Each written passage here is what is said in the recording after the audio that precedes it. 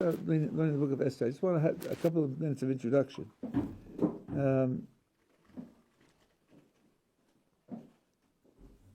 Jewish writings in general, and certainly the books of the Tanakh, the Hebrew Bible, have many different messages to communicate. And those messages are on different levels. And there are even different methodologies that are used for expounding those messages.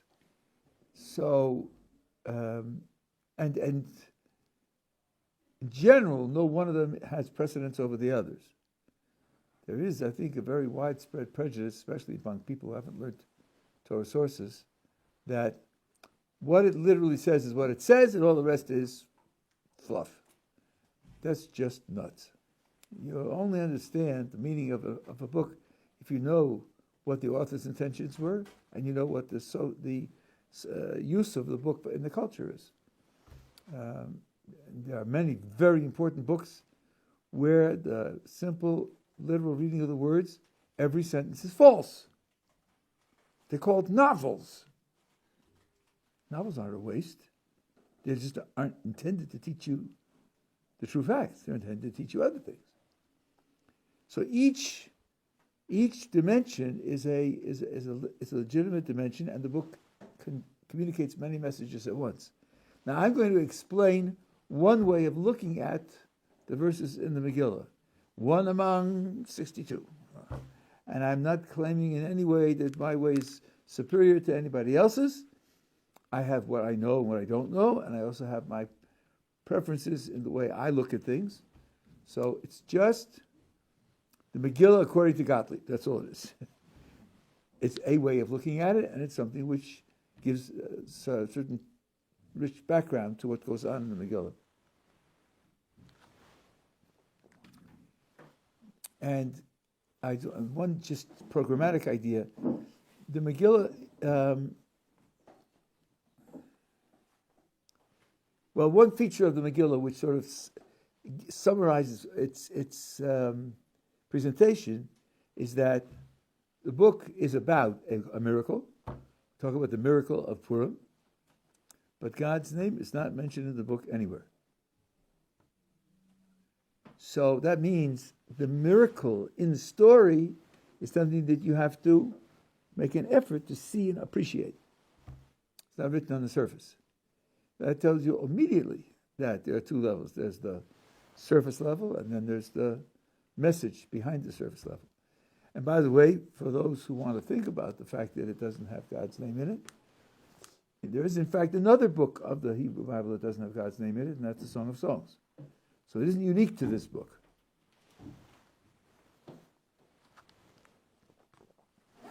Okay, let's start, and I'll fill in the background as we go. This is at page 1252 of the Blue Books.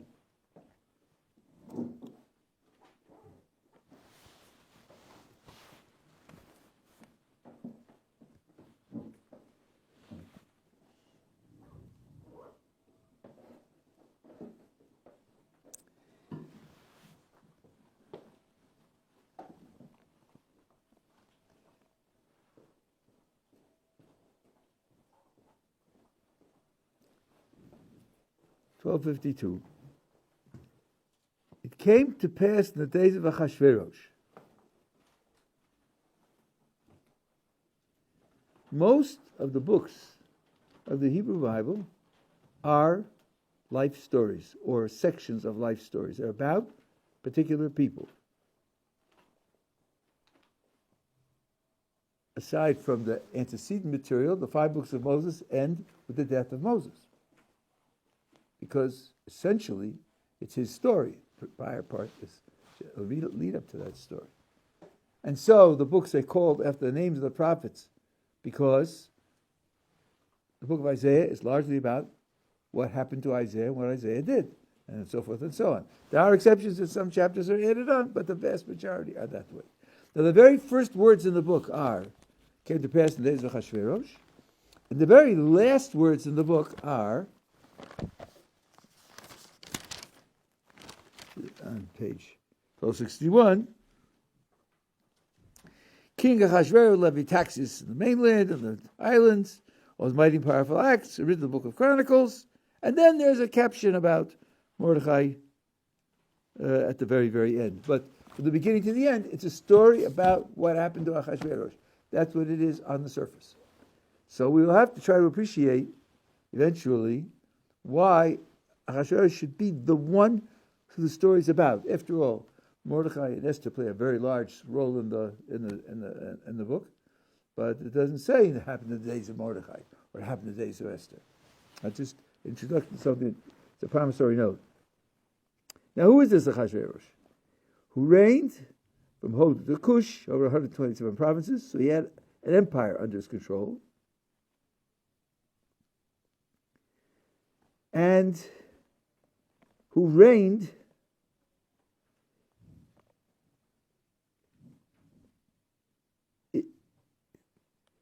in other places in the Torah, in the Tanakh, it didn't use the word reigned in the past tense.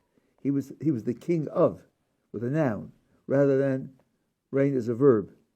This is an allusion to the fact that, and it's because this is crucial for the rest of the story, that he was not a hereditary king.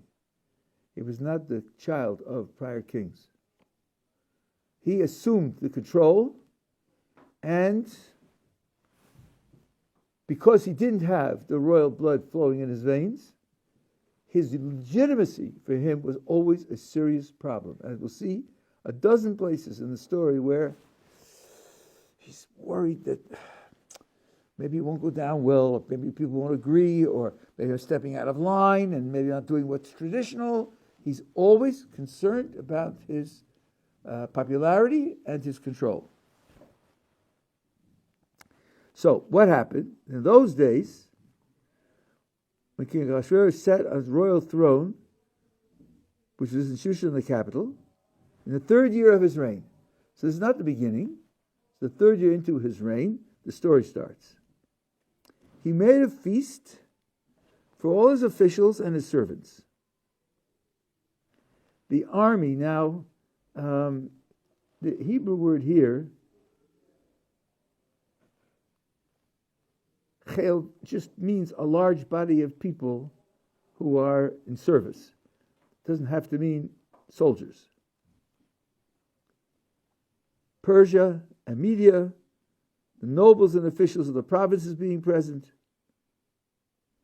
He made a celebration for them. What is he celebrating? Why is he doing it? We'll have to explore.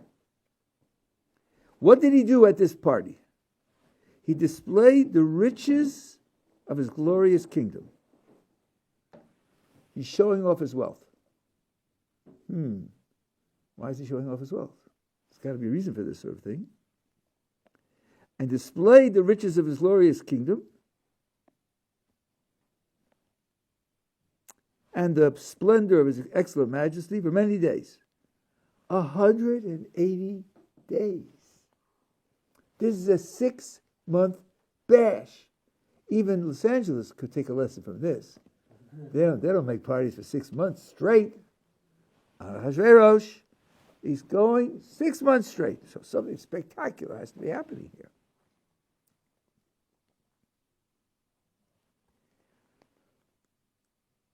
And when these days were fulfilled, the king made a week-long feast for all the people who were present in Shushan, the capital, great and small alike. These aren't nobles.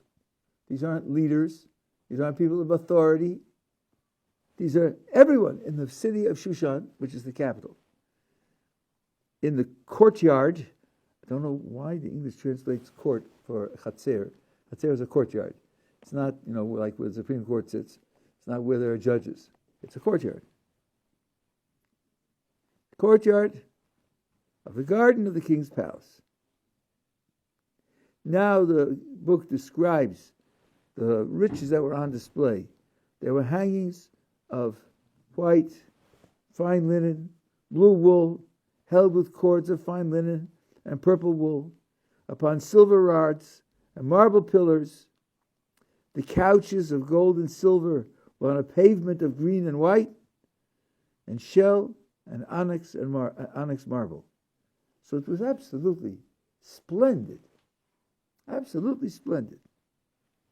The drinks were served in golden goblets, No two goblets alike. We'll come back to that phrase because the Hebrew is a little tricky. And royal wine in abundance, according to the bounty of the king. The barrels are open, no limits. And the drinking was according to the law or custom, without coercion. Nobody was forced. For so the king had ordered all the officers of his house that they should do according to every man's pleasure. So let's see. First of all, if I invite you to my house for dinner, you'll eat my menu because that's what I'm serving. You wouldn't dream of saying, "Oh, you're having chicken? I want filet mignon." Please rustle up, what? You're coming to my party, and I'm serving the food. No, not at Ahasuerus' party. No, the cooks were on board, and everything was ready. Tell them what you want. Every man should have what he pleases. Okay. And by the way, this is called a mishteh. Mishteh in Hebrew means drinking. Now, there are different kinds of meals and different kinds of celebrations. It's a meal where you have duck for the vorspeise, and then you have filet mignon with something in between, and truffle for dessert, and so on and so on, and accompanied by a nice wine. That's a suda. That's a meal. But a mishteh is a drinking party. Yes, you may have some popcorn in between drinks. Make sure that So now,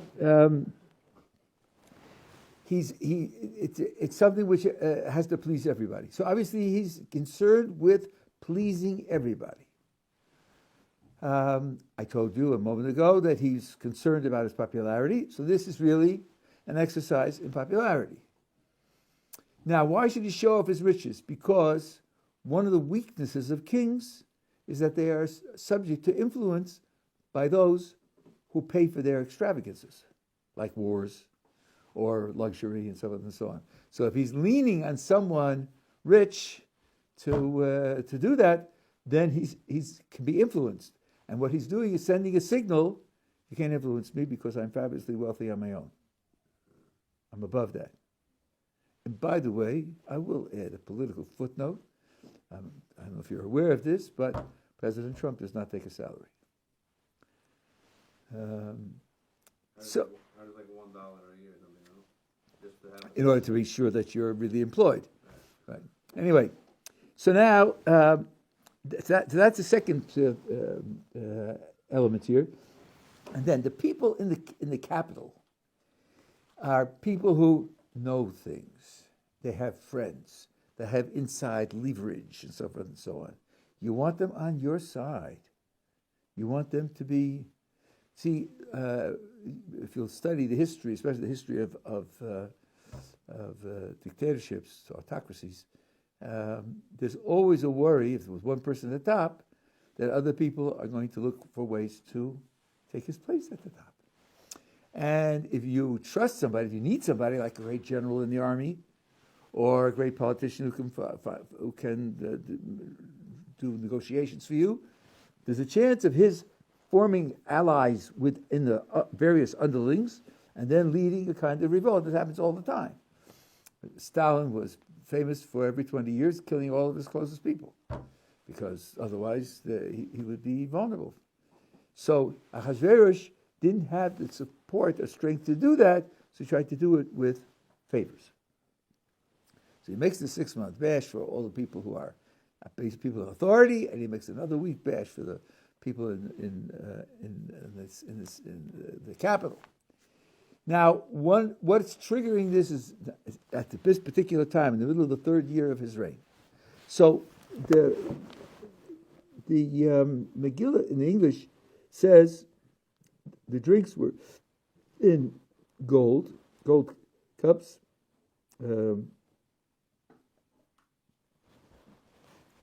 Verse 7, and it translates no two goblets alike. That could be true, and it's a nice thought. I mean, sort of the Neiman Marcus of the ancient world, the all one of a kind. But the Hebrew is a little more peculiar. It says, kelim mikelim shonim, vessels from various vessels. If they're glasses, I guess they're going to be vessels from various vessels. Those words don't seem to add anything at all. And in some places, if you listen to the way it is read and sung by the reader who's reading the Megillah, you'll hear that he switches the tune. And it's because this is an allusion to the vessels that were stolen from the temple by the Babylonian armies. And he took out those vessels to use in his celebration. And therefore the tune becomes the tune of Eicha, of Lamentations, to signify that. And what he's celebrating is this. Yirmiyahu, the prophet, told the people there's going to be an exile, the Babylonians are going to conquer, and after 70 years, it's going to be restored. The temple will be restored. But Yirmiyahu didn't say when the 70 years is supposed to start from. So this is one of the, there are a number of places in the Tanakh where the words are ambiguous, could be read in various ways. And the Jewish people were famous, and the Jews' God was famous, and they knew that, you should pay attention. Well, the king before Ahasuerus, Belshazzar, made a calculation. And he figured out that the 70 years have passed already, which means that the prediction didn't come true for whatever reason, and he's safe. Because now there isn't going to be a cataclysm like, for example, the Exodus from Egypt, where the whole Egyptian empire was decimated. No, it's not going to happen to him. He's safe, so he made a celebration. He made a party, took out the vessels that had been taken from the temple to celebrate with, and that night he was assassinated. Oh, so they put the vessels away again. Looks like there was some kind of miscalculation there, right? Well, Ahasuerus had his own calculation. And that's what he's celebrating. He's celebrating the failure of Jewish prophecy. And he's safe as the emperor because nothing like what happened to the Exodus is going to happen. So this is what's provoking, and therefore he used the vessels from the temple. And this time, nothing happened to him. So part of the story now is he's carrying out this foundation that I don't have to worry about the Jews, I don't have to worry about the Jewish prophecy, because it's not going to happen.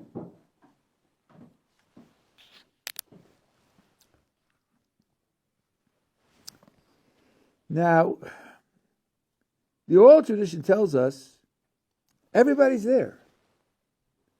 127 provinces, all the leaders of all those 127 provinces are there. Were Jews at this party or not? Yeah. So the oral tradition tells us they were. And it tells us, I'm quoting Rav Desta now, it tells us to explain how they got there. There was a Sanhedrin, after all, which was running Jewish affairs, as it had been for centuries. And these people went to the Sanhedrin, and Mordechai was on the Sanhedrin, he's a member of the Sanhedrin, and said, everybody's going to be there. Shouldn't we send a delegation also? I mean, it would be very peculiar if everybody goes and we don't go. And Mordechai said, don't go. Don't go. Okay. But how are we going to explain it? How are we going to justify it? And Mordechai said, I'm telling you, don't go. So there was a group who said, listen, Mordechai, you're a great scholar. Go back to your ivory tower and write your commentaries on Jewish antiquities. Leave practical politics to us. We can read the signs, we know the customs, and we know the consequences. This is much too dangerous to take a chance on. And they went to the party.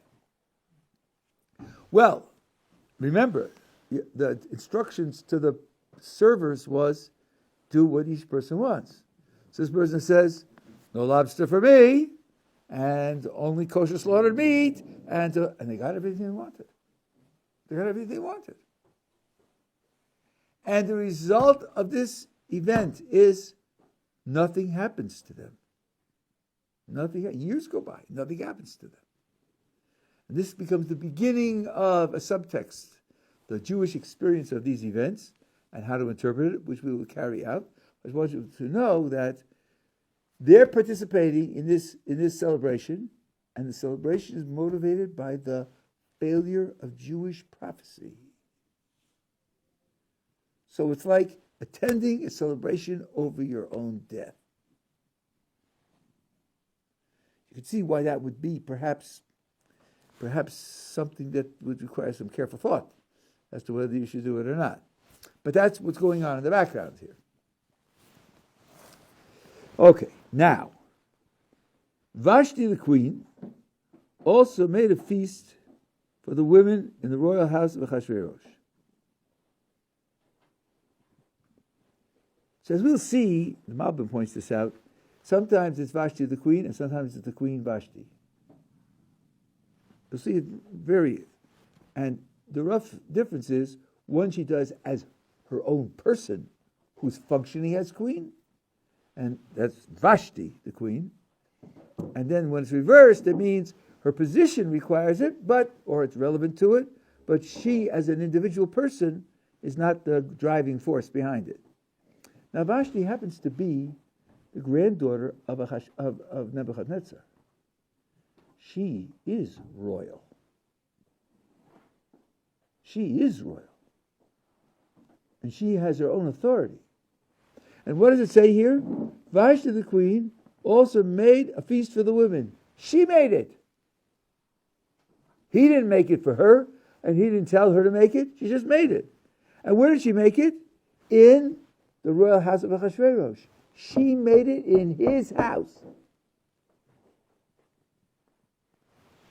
That's quite bold. She's queen. No, she's not queen. She's granddaughter of Nebuchadnezzar, the conqueror. Queen is a function vis-a-vis the king.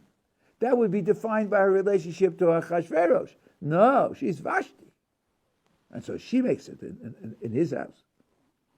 So on the seventh day, when the heart of the king was merry with wine, he ordered 7 personal servants, chamberlains, if you like French, who attended King Ahasuerus. He ordered these 7 close personal servants to bring Vashti the queen before the king, wearing the royal crown, to show off to the people and the officials her beauty. She was beautiful to look upon. Okay, now let's pay attention here. He's sending 7 personal servants to bring her. Gee, when you're married, I hope you don't do that. I hope you don't do that. What? Send her an invitation? Would you like to join us? Your Majesty? Or, Vashti, my dear? Well, I'm sending you an... No! Get her! Get her and bring her! Wearing the royal crown. What would you expect? Not to wear the royal crown? She's queen. Why should she wear the crown? To show off her beauty. So the oral tradition says she's wearing the royal crown to show off her beauty means only the royal crown. That's all she should wear. This is an exercise in utterly degrading her. This is a power play. He thinks the whole kingdom on his side. He just entertained them for 6 months. And now he made a party for the people in Shushan. You're on my team. You're on my side. And now he's going to disambiguate his reign. Is he leaning on Vashti? Does he need Vashti's approval? And she's asserting herself. She makes a festivity for the women in his house because she wants to, because she does it. So he makes this into a challenge. Bring her. Now, how is she going to respond to this challenge? 12. Queen Vashti refused to come at the king's commandment conveyed by the chamberlains. Her attitude is, drop dead. I don't need you. I don't need you. I'm the queen because I'm Nebuchadnezzar's granddaughter. And you came from nowhere. He was a general in the army, some say. You're not royal material at all. You sent it to bring me? Go fry. Well, now he's in trouble. Now, of course, he did this when his heart was merry with wine. Maybe he wasn't totally in charge of his calculations. He didn't ask anybody's advice to do this. He did this on his own. As you'll see, he typically asks people's advice. And now he's in trouble because she has publicly defied him.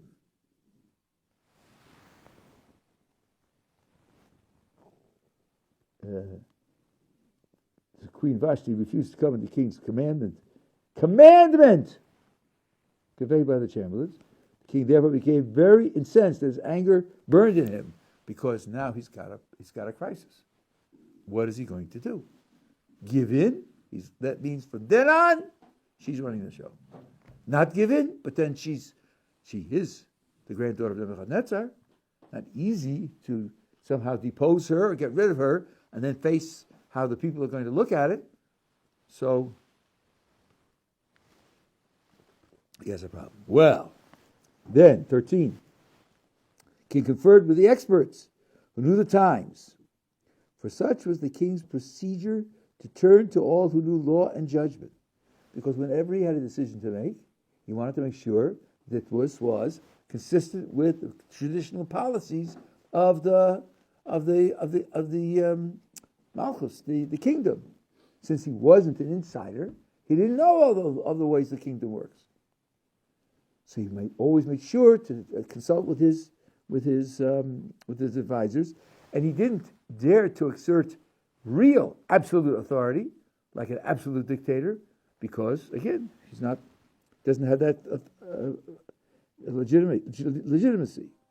And it gives the names of the 7 of who were closest to him, had access to the king. Sat first in the kingdom. These were the highest of the officials of the kingdom. As to what should be done legally, the Queen Vashti, now she's Queen Vashti, not Vashti the queen, right? She, after all, is your queen, and it's a question between king and queen, so now you have to do something. For not obeying, again, obeying the commandment, she should obey of King Ahasuerus conveyed by the chamberlains. What to do? Memuchan, who might have been Haman or might not, I mean, some say yes, declare before the king and the officials, I have a spin. I can spin this event and spin your response to this event to your great advantage, O king. It is not only the king whom Vashti the queen has wronged, Vashti the queen, because she did it because of who she is, but also all the officials and all the people in the provinces of King Ahasuerus. This is a monumental rebellion against the authority of the king. Monumental. Concerning everybody in the whole entire empire. Really, Babuchan? How do you get to there? Watch, he says. Watch me spin it. For this deed of the queen will come to the attention of all women. What do you have there in Shushan? Well, you have the king Ahasuerus and the queen Vashti. And look at this. He said to her, command. She thumped her nose and said, go away. I don't need you. I don't care for you. I do as I please. Well, if the queen could do that to the king, why can't I do that to you, George? He says, sadly speaking, why can't I do that to you? You're no better than the king. I'm as good as the queen. So why can't I do it to you? Making the husbands contemptible in their eyes by saying, King Ahasuerus commanded Vashti the queen to be before him. She did not come. So if she doesn't have to obey him, I don't have to obey you either. And this day, the princesses of Persia and Media, who have heard the queen's deed, will cite it to all the king's officials, and there will be much contempt and wrath. The men are going to be very upset. They're going to be very upset that the wives have the chutzpah, to speak vernacular Hebrew, to spite them to their faces and not to obey them. That's what the queen has engineered by her action. Now, truthfully, when you're doing politics, it doesn't matter too much whether she thought of it or not. It's not the question of the viciousness of her intent. It's the consequences of her action that count. If this is the way the world is going to evolve, then it's not going to be good. If it pleases the king, let there go forth a royal edict from him, a royal pronouncement. Let it be written in the laws of Persians and the Medes, that it not be revoked. That's going to be very important. I'll explain it in a minute. That Vashti never again appear before King Ahasuerus. She's banished. She's deposed. She's not queen anymore. And let the king confer her royal estate upon another who's better than she. Take all of her property away. Impoverish her. In other words, take this as the challenge to your authority that it is on her part, but spin her action as one which is going to provoke rebellion among all the women of the kingdom, and you now become the savior of all the men in the kingdom by making sure that their wives don't rebel against them. And that makes you popular where you want to be. After all, it's really only worthwhile being popular with the men. You don't need to be popular with women because the men control the women, so it's no problem. So you're going to be a prize winner for the whole kingdom if you follow my advice. Then, when the king's decree shall proclaim and be resounded throughout all his kingdom, great though it be, it's a gigantic kingdom, but it's going to be promulgated throughout the entire kingdom. All the wives will show respect to their husbands, great and small alike. Can you imagine Ahasuerus? Wow. Khan is over the top. He spun it in such a way that he can rightly take revenge against her as an act of protecting all the men's superiority in their marriages and get all of their support and get rid of her once and for all. Vashti. This proposal pleased the king and the officials. Nothing illegal here. And the king did according to the word of Khan. And he sent letters to all the king's provinces, to each province in its own script. He had a bunch of translators there in the capital. And when a law was promulgated, a proclamation was made, the royal translators translated it right away. So it was sent out in the language and in the script of each of the provinces. That every man should rule in his own home. That's the real bottom line. Yeah, it also said about Vashti and so forth and so on. For people who are 1,000 miles away, that's what's happening in the capital. They can all play their games in the capital. But I could be ruling in my own home. That's good news. That's good news. And speak the language of his own people. Why would the royal decree have to somehow ensure that a man can speak his own language? And one of the commentators has a very brilliant move here. You have an empire of 127 provinces. They are economically interdependent upon one another, and there's a lot of migration from one to the other. There are a lot of intermarriages, marriages between two people from two different provinces. Well, they don't speak the same language. They may have enough pidgin or enough translation to be able to speak, but they don't always speak the same language. Now they have children. How shall the children be raised? According to whose language? Well, since the mother's taking care of the children, you would naturally assume that it'll be the mother's language. No. The mother has to break her teeth to speak the father's language so that he can speak fluently to his children. So in his house, his language is spoken. The mother's feelings, who cares about that? Right? Women need to express their feelings to their children. They want to express it in a language that's familiar to them and comfortable for them. To have to break her teeth on a foreign language to speak to her own children is a great burden for her. But they didn't care about that. The idea was that he should be the one who's in charge. Now, it says here that it's a royal decree that it should not be revoked. There was a rule in the kingdom, this is going to be very important in a few chapters down the line. There was a rule in the kingdom that a decree from the king cannot be overturned. It cannot be overturned. And if you think about it, again, I'm quoting one of the commentators, I don't remember who, this is a matter of practical urgency. Remember, the empire is large. As you'll see, it takes, I think, 6 weeks with the fastest transportation, fastest type of animals, to get from the capital to all of the provinces. Suppose it were possible for the king to issue an order and then later to contradict it, take it back. And you're living 6 weeks travel from the capital, and the couriers come in with the latest royal decree. Right? That's what he said 6 weeks ago. 6 weeks ago. Is he still of the same mind? Will he change his mind? Who knows? Should we hedge our bets? Have a plan if it stays the same, and plan if it changes. Maybe we should have spies who give us other information to protect ourselves and so on and so on. The idea that a king could change his order introduces instability in the administration of the kingdom. And therefore the rule was, if a royal decree comes, that's it forever. Later means can be used by adding something, but never contradicting. Never contradicting.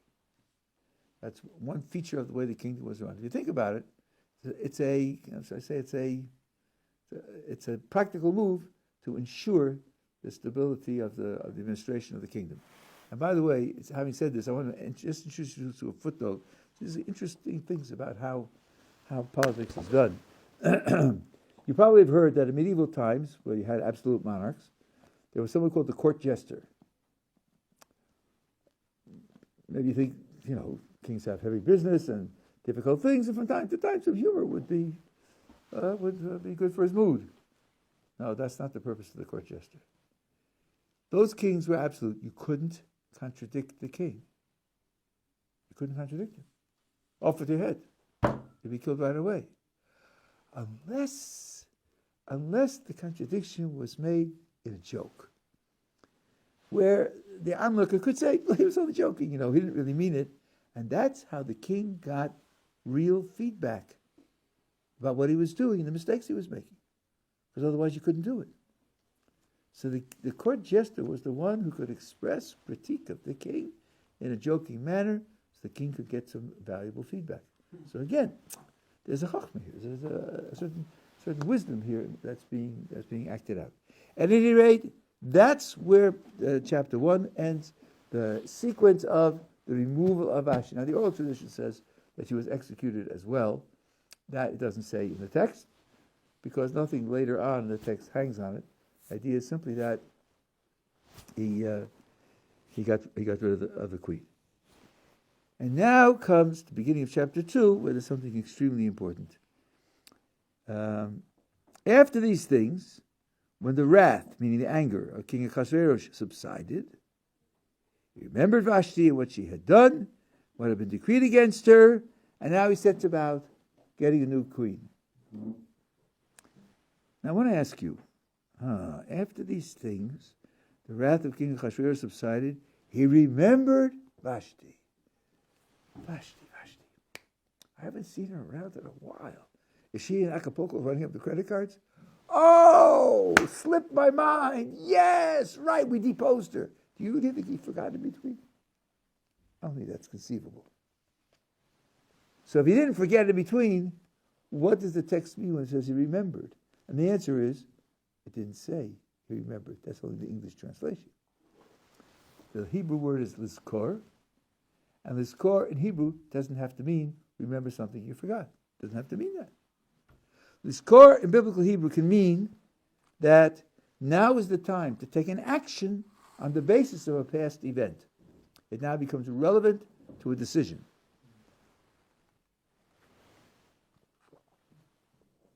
And his decision is to get a new queen. So it means he now took this into account.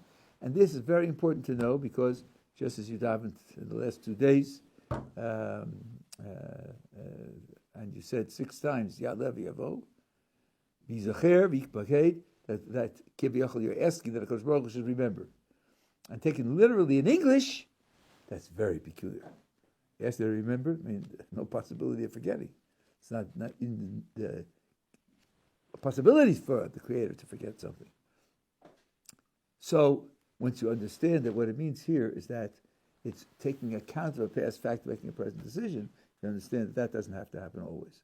And you also understand why in the first blessing of the Shemona Esrei, where it says, it describes God as Zocher Chazdei Avos, Zocher is present tense. So present tense would mean remembering continuously the loving kindnesses of the patriarchs.